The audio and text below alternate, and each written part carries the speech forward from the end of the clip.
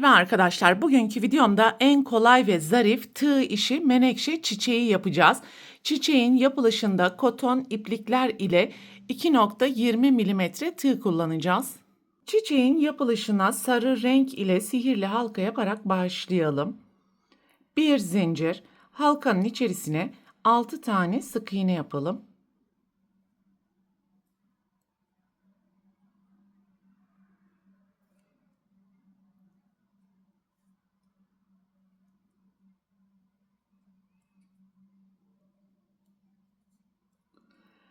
Sihirli halkanın ipini çok fazla sıkmadan birleştirelim. İlk ilmeğin tepesine kayma dikiş yaparak sırayı tamamlayalım. Bir zincir, sihirli boşluğuna 6 tane sık iğne, 8 tane sık iğne yapalım.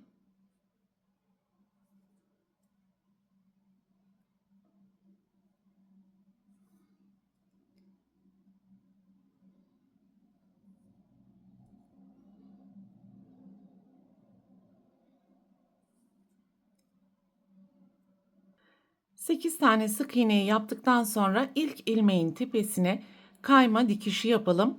Bir zincir yaparak ipi keselim ve elinizde bulunan koyu renk ile devam edebilirsiniz.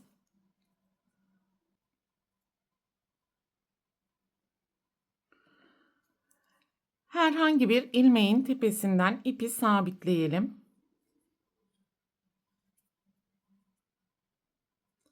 Dört zincir. Sonraki ilmeğin tepesine 2 tane üçlü trabzan yapalım.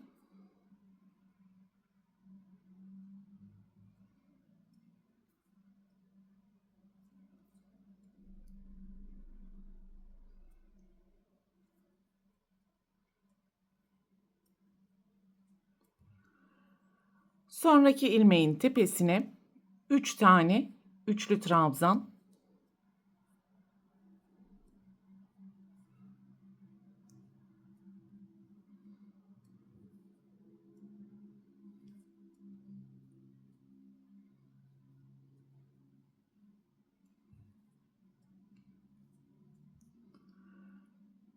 Zincirden sonra toplam 5 tane üçlü trabzan yapmış olduk.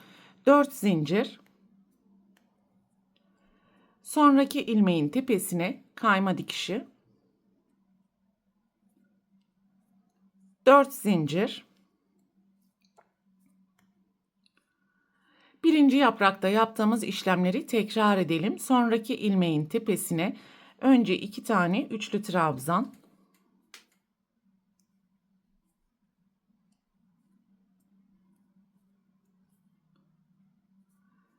Sonraki ilmeğin tepesine 3 tane üçlü trabzan.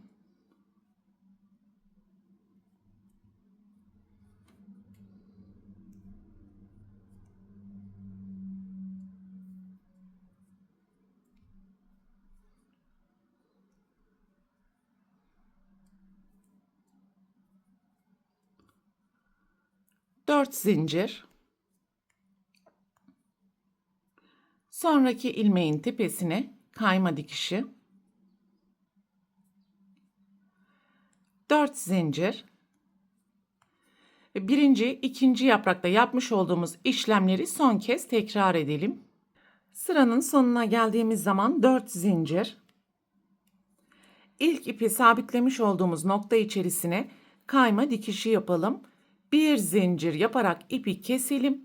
Açık mavi renk ile devam edelim.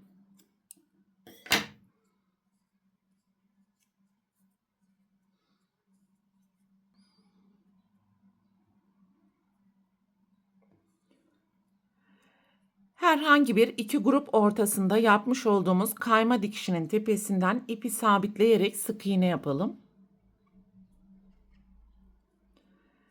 4 zincir ve altta yaptığımız 5 tane ikili üçlü trabzanın her birinin tepesine 2 tane ikili trabzan yaparak toplam 10 tane ikili trabzan yapalım.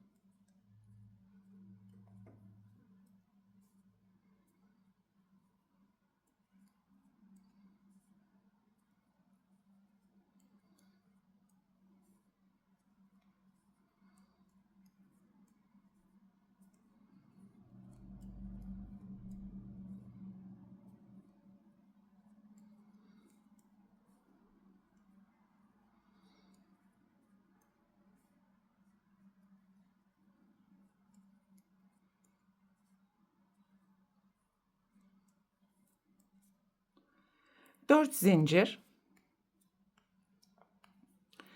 2 grup ortasındaki kayma dikişinin tepesine sık iğne yapalım.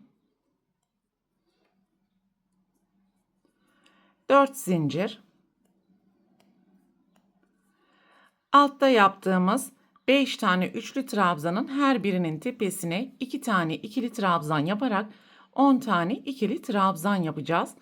Ve bu şekilde sıra sonuna kadar devam edeceğiz. 3. yaprakta da bu 2 yaprakta yapmış olduğumuz işlemleri tekrar edeceğiz.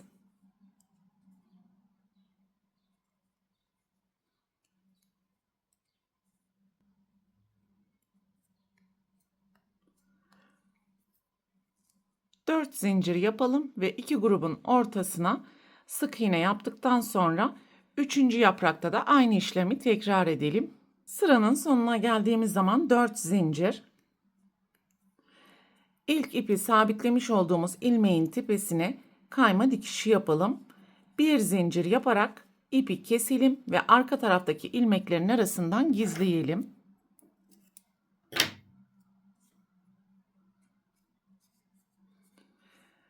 Şimdi yeşil renk ile çiçeğin yapraklarını yapalım. 12 zincir.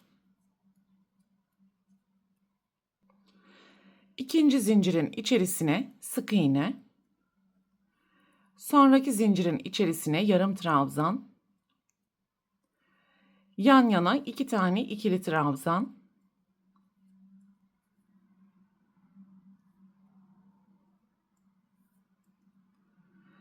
Yan yana 3 tane üçlü trabzan.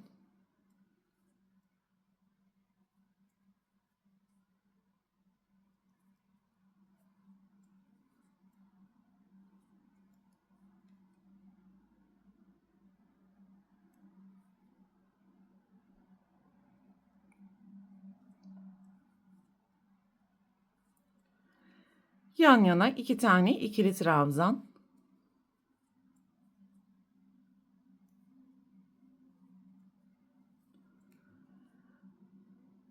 Bir yarım trabzan. Son zincirin içerisine 2 sık iğne, 2 zincir, 2 sık iğne yapalım.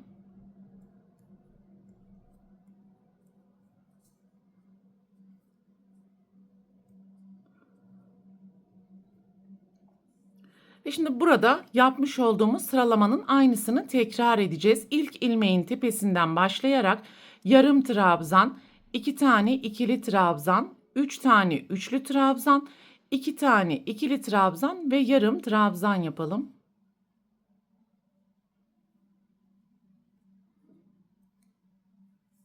Sıranın sonuna geldiğimiz zaman son ilmeğin içerisine 2 tane sık iğne, 2 zincir, 1 sık iğne yapalım.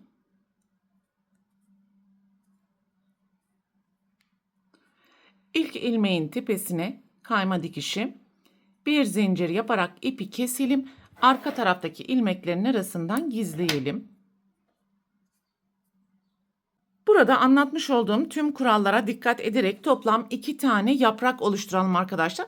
Arka planda ahşap çöp şişin etrafını yeşil renk ile sardım. Bu şişi önce çiçeğin arka tarafına yapıştıracağız. Daha sonra ise kenarlarına yaprakları yapıştıracağız.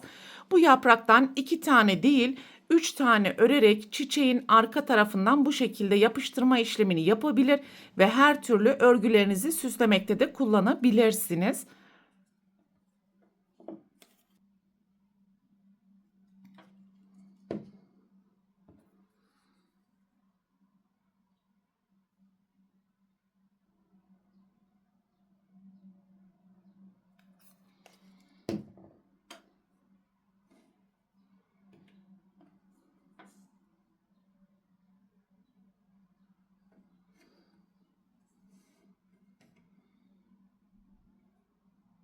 Menekşe çiçeğinin de tüm yapılış aşamalarını bu şekilde tamamlamış olduk arkadaşlar. Sizlere fikir olması açısından kamera arkasında turuncu renk ile de ördüm. Görmüş olduğunuz gibi gayet şık ve zarif oldu. İsterseniz bu şekilde saplı ve yapraklı vazolarda buket olarak değerlendirebilir ya da 3 yaprak ile tüm örgülerinizi süslemekte kullanabilirsiniz.